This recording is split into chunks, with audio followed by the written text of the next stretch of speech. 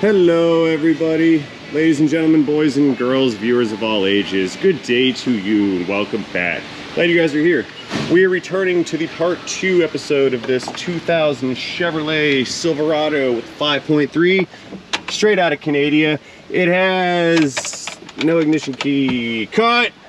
Trying again, take 2. This vehicle has approximately 288,992 kilometers on the odometer. That's right, it is a metric system Silverado because it's straight out of Canada, eh? So anyway, back on the part 1 episode, we did a few inspections on it. We replaced a customer provided steering shaft. That's the upper lower shaft, and we also did the bearing inside. We also diagnosed and made a couple repairs on this vehicle's AC system. If you recall from the first video, this vehicle was making this loud screeching noise while driving, and what we were hearing was the AC belt slipping. What was happening is the compressor was trying to engage, and as the load came in on the belt wasn't tight enough because of the tensioner failure, and it allowed it to slip, and then that made the noise, and consequently the system did not perform. We ended up replacing the tensioner. The AC belt no longer slipped. However, we had noticed that AC system performance was still very poor. After discovering that additional repairs could have been needed, we ended up recovering the AC system and found that it was low. At that point, I replaced both the service valves, recharged the system, and found that it did come back to life. It was performing. It wasn't the best that it could have been, but it was better than not working at all. What we found is that the high side pressure on this AC compressor was a little bit low. It was in the sub 200 PSI zone, and we were looking for like 230 to 250 PSI on the high side. So the compressor is underperforming slightly. Perhaps we can address that later on, not in this video. What we are going to do next is proceed to try to calm down this vehicle's misfire. One of the other customer complaints was the truck has an intermittent and random misfire. I found a P0300 DTC inside of the vehicle's ECM, which indicated that random / multiple misfires were detected. What we're going to do next is we're going to pop the spark plug wires off of here. We're going to dig those spark plugs out of both banks of this engine, and we're going to inspect them and probably replace them with some new ones because the customer has provided me with some AC Delco replacement spark plugs for this 5.3 liter. So having said all that, let's go ahead and get to it. I'm going to glove up. We're going to go in through the wheel well on the driver's side first because I have the fender liner removed. We're going to pull out these 4 plugs, then we're going to move over to the other side, yank those other 4 plugs out, and see what we have to work with. So stay tuned because this is going to be a very good video. Opening the hood.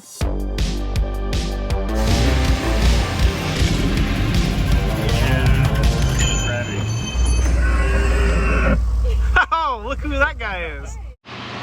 Okay, so we've got our new spark plugs here. These are AC Delcos. Let's get these guys unboxed and inspect them real quick and make sure they seem to fit the bill, the right ones. Customer supplied parts, you never know what you're gonna get.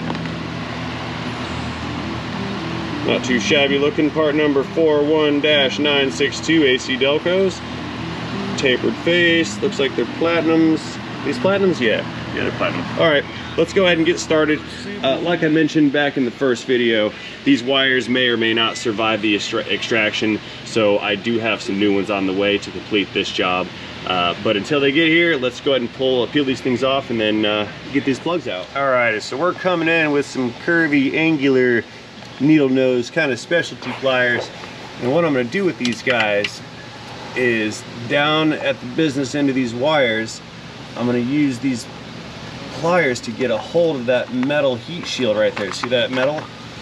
And we're just gonna get a hold of that and give these things a nice twist. And watch this. We're gonna break that wire right off. See that? When these things get stuck, they get stuck, and you got about a 50% chance of breaking them off. So again, routinely, I will try to replace those wires every time a tune-up job is required here. Yeah, look at this carnage. This one actually didn't break. You see I pulled the shielding back from the wire. So it's technically probably reusable, but like I said, I got a feeling we're gonna break more of those. Now, this metal shield here will have to be reused. The new sets of wires will not come with replacement shields. So I do have to keep these and reuse those. These and those. I said these and those in the same sentence. Is that grammatically accurate, or was that a linguistic abomination? What do you guys think? These and those? Them? The. Whatever. The wires. That's what it is. The and the. There we go. There's that one. Another. I don't think I broke that one off either. Either or either. Which one do we say? Do we say either or either? This could go on all day. Tomato, tomato, potato, tomato. That was a new one. What else do we have in there? We've got syrup and syrup. Hey Lauren, come here darling, I got a question for you. She doesn't even know what we're doing back here. Now this one's fun. Because if we take a look right here, we have a coolant temp sensor. Hey, I have a question for you. Okay. Is it syrup or syrup? Syrup. It's syrup. I stand by it's my... It's syrup. Oh. It was at this moment that he knew. He f***ed up. It's totally syrup. Well, anyway, as I was saying, you can actually slip up and break that sensor off right there. So using pliers on that particular spark plug wire can be kind of risky, but we're gonna come in here through fender well and we're gonna apply some leverage to this. We're using leverage. See how we got that angle, that curve? There we go. We're just gonna pop that off against the manifold if I can get a hold of it. There we go. Now, watch this. I'm gonna pull all these wires out of this truck and not break a single one of them. That's how this is gonna land. Okay, so we got the back one. That's cylinder, I think that's 8, the Ocho. Back in through the fender liner well thing right here. I'm actually really glad I pulled these wheel wells out. This is making this job a whole lot easier. I'm gonna do it this way from now on. I used to just kind of suffer through it and climb up over top and just kind of reach in because it's all here, but it's so much easier going in through here. Alrighty, coming in back through the wheel well. I'm gonna do something kind of cringy. We're gonna pull this spark plug out of here. I'm just gonna hit it with a little impact. It's not gonna hurt anything. Normally I wouldn't do this because you can break stuff, but we have such a straight shot going on right here with these plugs that I think I can get away with it.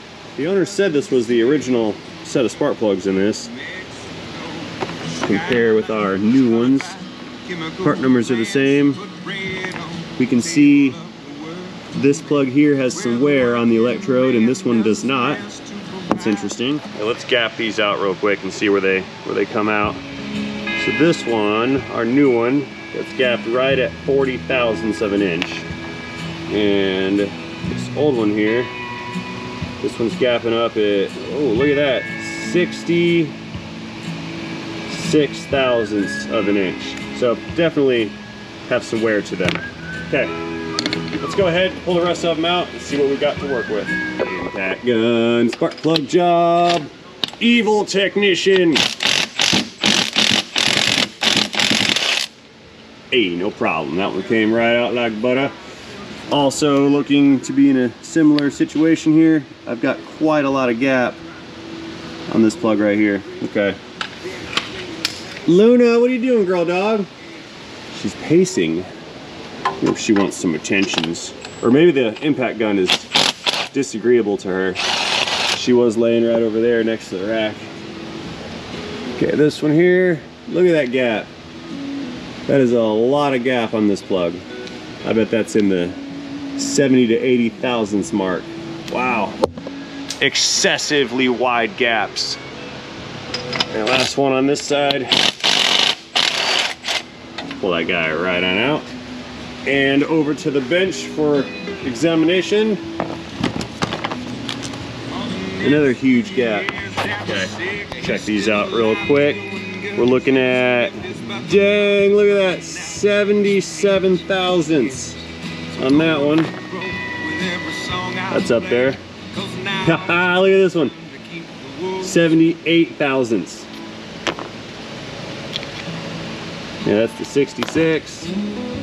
And 74 thou on this one. Yeah, these things are junk. Super worn out. So, let's go ahead.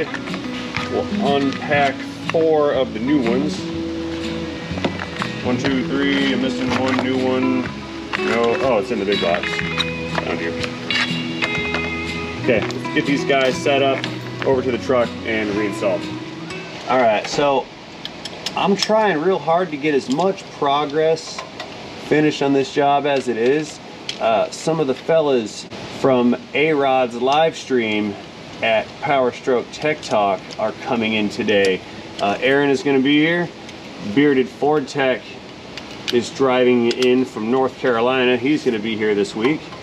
And I think he brought Viking Mechanic with him. Another one of our regulars on Aaron's live stream on Wednesdays.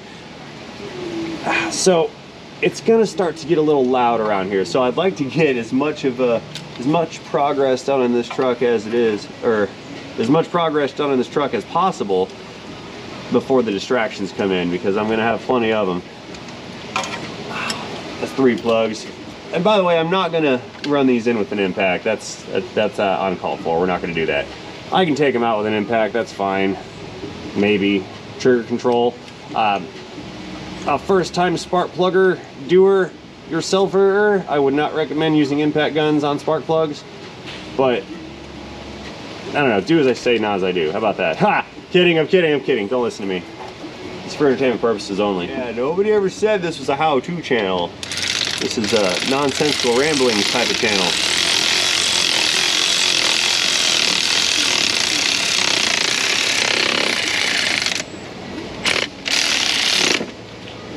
Click.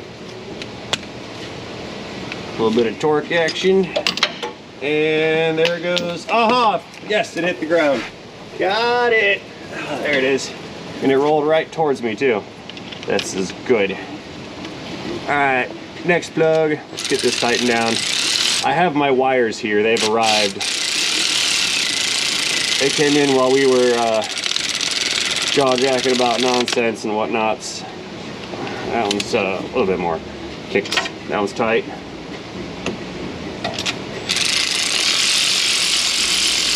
Yeah, I'm just using this tool to run those threads down, and then when it's final torque time, it's getting applied manually.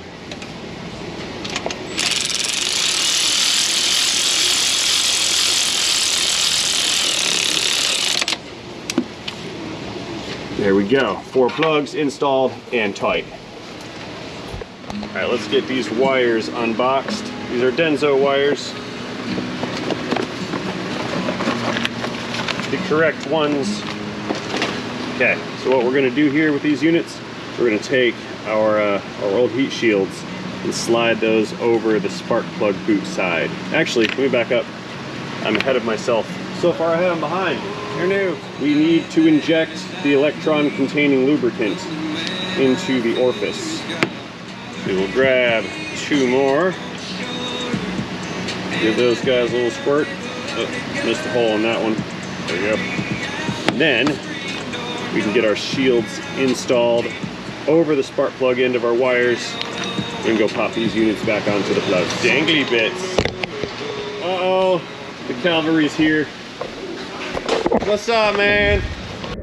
All right, the fellas are having Publix sandwiches right now. They're having lunch. They all just got in. It's a long drive from North Carolina and a long drive from the Tampa airport. So while they're all chilling, I don't have to play host in the moment, so we can get all these wires and whatnot reconnected and plugged back in. Yeah, this is so much easier going through the fender well. This is great. I may do this way every time because I don't have to bend over and stress my back, which is really cool. I like not stressing my back. There we go. All right, that's 4 wires plugged in. Let's go around to the top side here and get everybody hooked up to the coils. Oh. Yep, see, need the ladder for the stool, or the stool step ladder, that thing. Oh, words. Okay, let's get in here. Oh, nice and comfortable like I'm laying down on top of the core support for the radiator. Let's get everybody plugged in. See right here, look at that. See how that's real close to the steering gear? You can adjust the angle on these things a little bit if you need to change how the wire is routed to gain clearance for obstructions. That one's okay right there, but sometimes they like to flop right down. You just angle that this way, it'll take up some of the slack, and then you don't have that problem.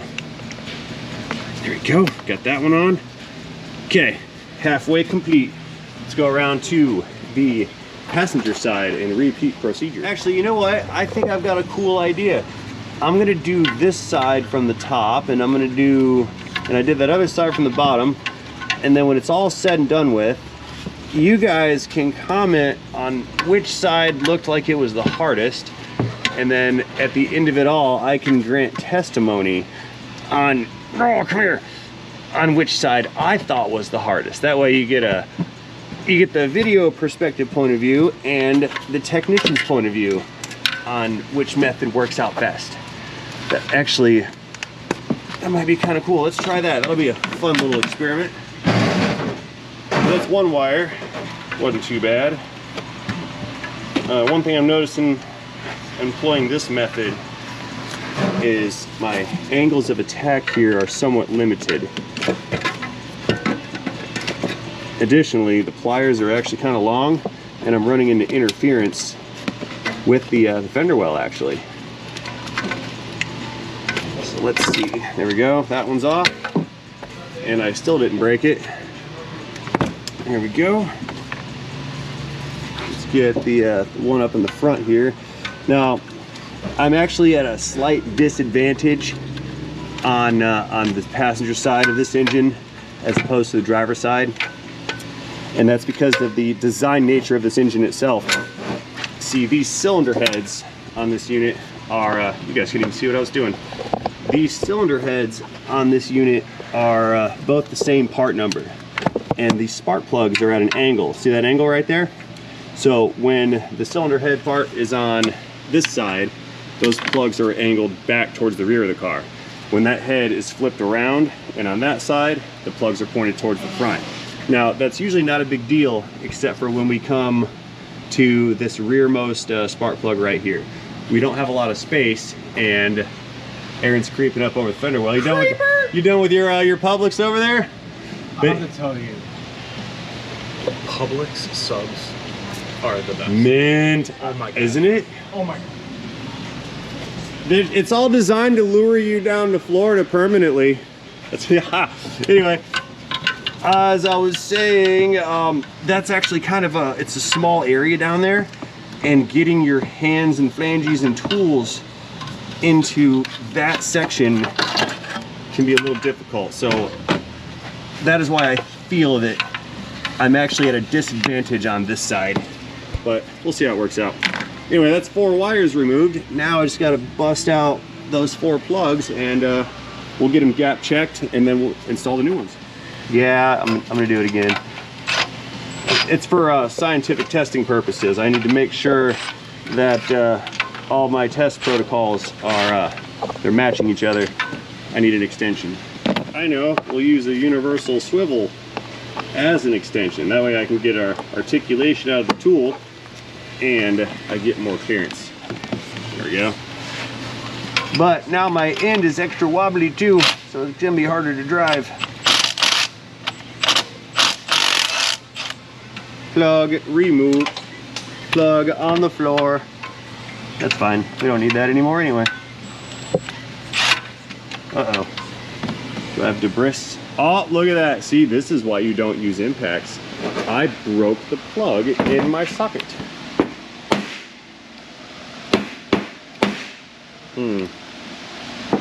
Porcelain, this is the kryptonite of glass.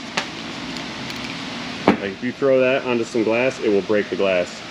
Destroyed. Got it. Yep. The addition of that universal is exactly what caused that spark plug to break. 1000%. So anyway, let's break another one, see what happens.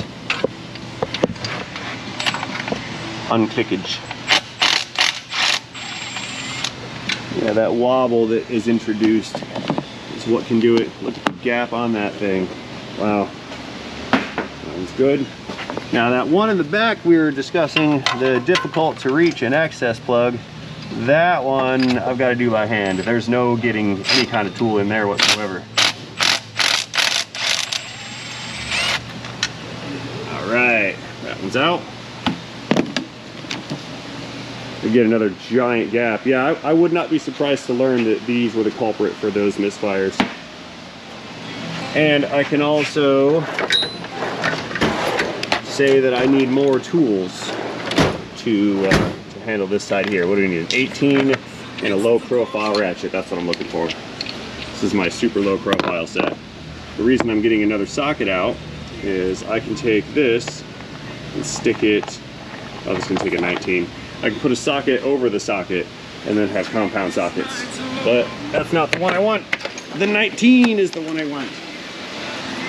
And I grabbed the 17. Ah, it's totally a Monday misfires.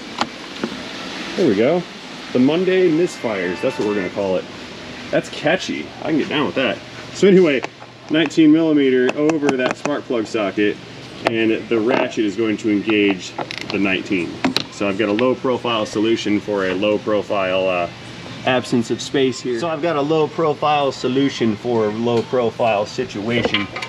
So we're reaching back. There we go. Okay, I've got the plug on, or the socket on the plug rather. You can see it's protruding ever so slightly right here. This is why I use a socket on a socket, because now I don't have to rig up any kind of swivels or extensions, things of that nature. Oh, that one fell out. Didn't mean to do that either. Yeah, see how this ratchet barely reaches that now?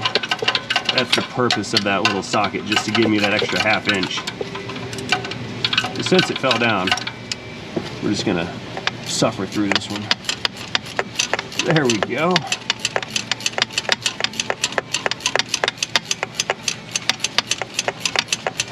You know, I think I kind of lucked out on this truck too, because there's actually a lot of space here. Some of them, you get about half as much space. So I'm actually a little fortunate, which may be skewing my testing results for how well this is, or how easy this is supposed to be. But I guess I'm taking the straight line approach to it rather than the calculated and calm method. I smell coffee. Are you guys making coffee? Somebody has coffee. Well, Aaron did just get off a plane from Detroit. There we go. All right, that's the last one. That was easy. Look at the gap on that thing. Dang. What's up, darling? Hey, nothing. Did I smell coffee in there? No, oh, would you like some? I think I smell it. Sure. I mean, I don't want any, I don't think. No, not really, but I smell it. It's kind of making me want some, but it's not the time of day to be taking back coffee. I thought you wanted some, that's what you said. Like hint. Hint, hint. No, I don't speak that way. I speak directly, and I mean what I say, and I say what I mean. Yeah, that's true. I don't beat around the bush with like, hey, if you were making some coffee, maybe if you had some extra, you could drop it off over here. Yeah, that's not me. You know that. I could do it if you want. No, I'm fine. Don't worry, guys. We're just about to get it. What is it? I don't feel like making any. Oh, good. Well, thank you. I don't want to burden you with coffee at 2 in the afternoon. That's silliness. Yes. All right, so we're gonna do the hard part first. That's the difficult one.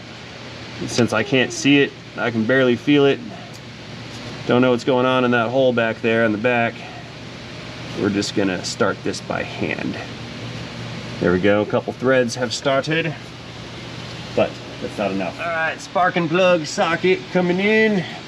And again, we're still doing this the manual way. I could probably sneak an electric ratchet in there to finish these threads off, but then I've got to climb down off of my chair or stool or shelf or whatever and go all the way over there. Yeah, socket.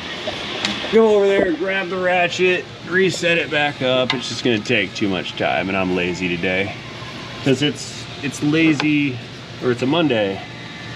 That's what it is. It's not a lazy Monday, it's Fun Monday. Fun Monday. That's what we're gonna call it. Fun Monday. Switch that ratchet around. We're still trying to loosen.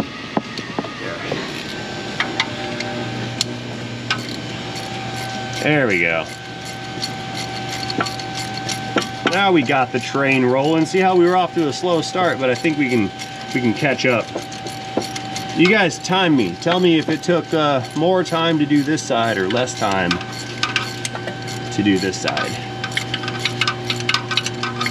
Oh, and the fender well method on this side would not have been as beneficial because I still wouldn't have had any access to the difficult plug. So perhaps the most efficient way to do this could potentially be just pulling off the one fender liner and not necessarily both. Who knows? Anyways, let's get the next plug in. We are loaded into the socket, and I'm just kind of using this socket here to get these started. It gives me more meat to manipulate. That didn't sound right. It gives me more surface area to contact the plug, which in turn provides more leverage to the threads on the plug and helps me install that easier. Yeah, but we're definitely not grabbing extra meat. No, that was the wrong way to put that. I'm embarrassed. But since this is recorded in front of a live studio audience, there's no going back. Okay. That's 3 of those guys in. The 3 started anyway. Now I'm gonna do what I didn't want to do. Pop down and grab my electric tools. Just slide that down in through that little hole there. And I'm just gonna run down the threads slowly. It's a time-saving measure. Swap it out to the next one. Coming back in. There we go. Slowly again. And one more back in there. Uno más. And that one, that one I'm at the complete wrong set of angles here to really get a good bite on that one. I know. Swap out some wobbly bits here. And now we can change our angle of attack. Must use caution. Do not break spark plug with swivel socket. There we go. Okay, so now we'll take our ratchet here, go in and just apply some final torque to these guys. Kicks. Second one, right there, tight. And get in there. Numero 3. There we go. Beautiful. All right, let's go prep the wires and get everybody plugged back in. Come with me, wires. Right back at the bench. Let's go ahead and strip these insulators out.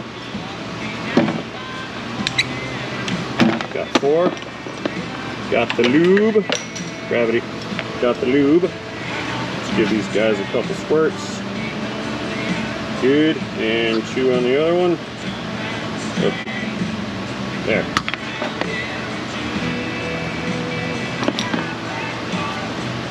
I need to wipe my shmoo off the one. Look at that, it's too much. Way too much lube. Oh no! The one that fell. I found it way back there. Look at that. It's like, oh, it's so gross. There. Got it. We were in spider territory back there. Okay, so that's all 4 heat shield insulators on all 4 spark plug wires. Let's get these guys snapped back into position. Hardest one first. It's my least favorite of the plugs.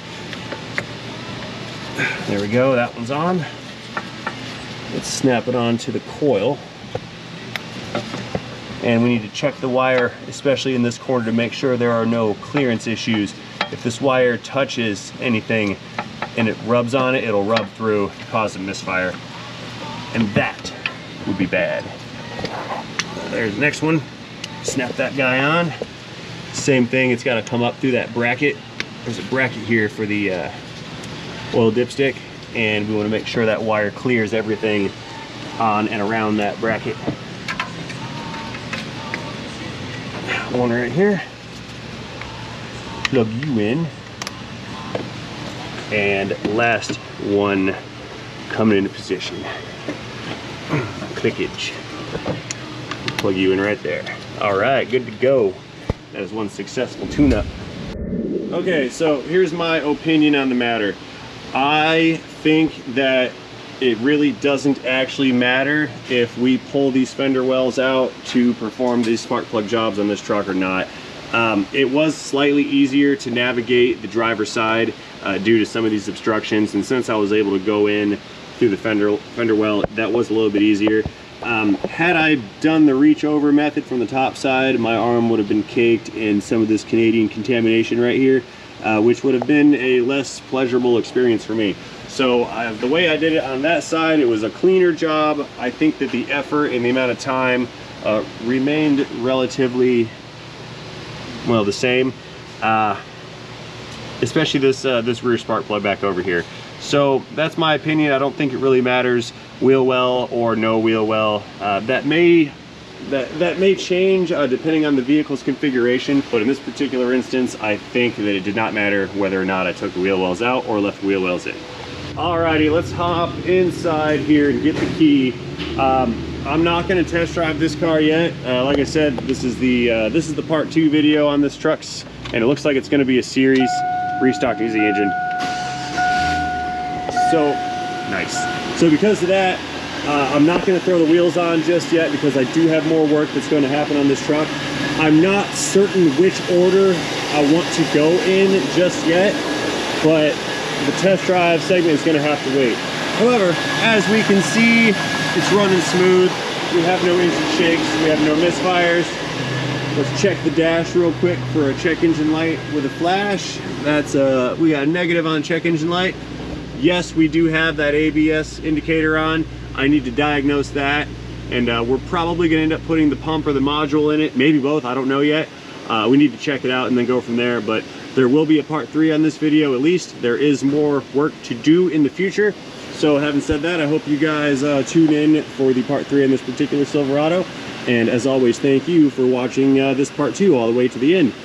Since you are here all the way to the end, I'm going to go ahead and assume that you like this video.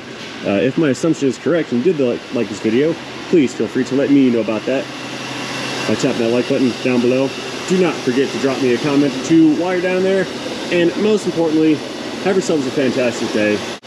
See you guys later in a video, into Vortec 5.3, into tune-up, into transmission.